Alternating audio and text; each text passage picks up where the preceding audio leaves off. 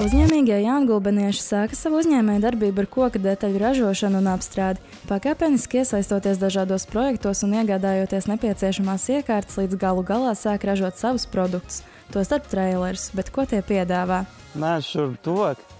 Skaties, gulta mums ir 1,46 m uz 2 metri, tā kā cilvēks, kas ir līdz 2 metri, pietiks. Principā 3 cilvēki var sagulēt. Šeit mums ir taču pieskārienu lampiņas, apakšā viņām iet USB telefona lādētājs, lampiņu var regulēt spiltāk, spožāk. Tad mums ir 2 nodalījumi, kur ir bagāžas nodalījumi, tur var ielikt mantas, vēl kaut ko, plauktiņš, kur var ielikt da jebko tumbiņu, kaut kādu laptopu, planšeti, skatīties filmas, ja? Ir ventilācija ar visu Moskvas cietiņu. Kempers ir paredzēts ne tikai gulēšanai, bet arī nodrošināts ar virtuvi, kur ir no ozola koka. Ozols ir šo uzņēmēju produktu īpašā iezīme. Ir plītiņa, kas izvelkās, man liekas, bija līdz 15 kg. Viņa tur svars slavenais čainiks ar visu svilpīti. Plītiņa ir uz mazā balona, šāda tā ieliec, es domāju, tur kafiju un visu, ko var sildīt ar viņu, un arī zupu uzvārīt, un arī cīsiņas. Nodalījums ir viens, kur līdzi paņemt. Tad ir ūdens. Tā. Nu, un te ir mums elektrība ar visu tādu nodalījumu. Akumulators, domāju, nedēļu stabili bez uzlādes turēs tik, cik vakarā nakti sēdēt. Tīri normāli būs.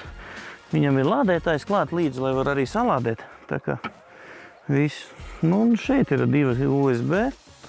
Arī telefonu vai tumbiņu kādu palādēt. Un vakaram ir gaismiņa, forša siltā gaisma. Vasara ir aktīvā sezona, un šo traileri ik viens var noīrēt. Tie ir viegli lietojami ar jebkuru automašīnu, un nepieciešamības gadījumā tos var piegādāt klientam visā Latvijas teritorijā. Sazināties mums var pa tālruni. Mums tagad veidojas mājaslapa, ir Facebook, mums pagaidām ir VUDOP, bet kemperim būs atsevišķa nodaļa Konfīkem, kas būs atsevišķi zīmols tikai kemperiem. Un varēs gan, es domāju, pasūtīt, gan izīrēt, kas gribēs paprovēt viņu izbraukt. Šobrīd viens traileris ir izgatavots iznomāšanai, savukārt otrs ir procesā un paredzēts pārdošanai. Paši griežam tepat uz vietas visas detaļas, domājam formas, savienojumus, daži jauni kaut kādi risinājumi, kas ir paši izdomāti. Šis jau būs eksporta projekts.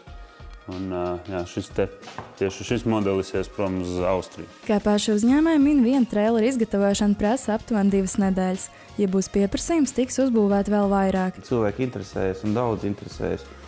Protams, mums Latvijā ir lielākā daļa, kas viņu nevar atļauties nopirkt.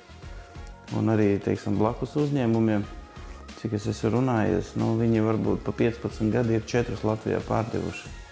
Tad, kad nosauc to summu, cik viņš maksāja, tad cilvēks bišķi aizrījās, negribot, bet, diemžēl tā ir.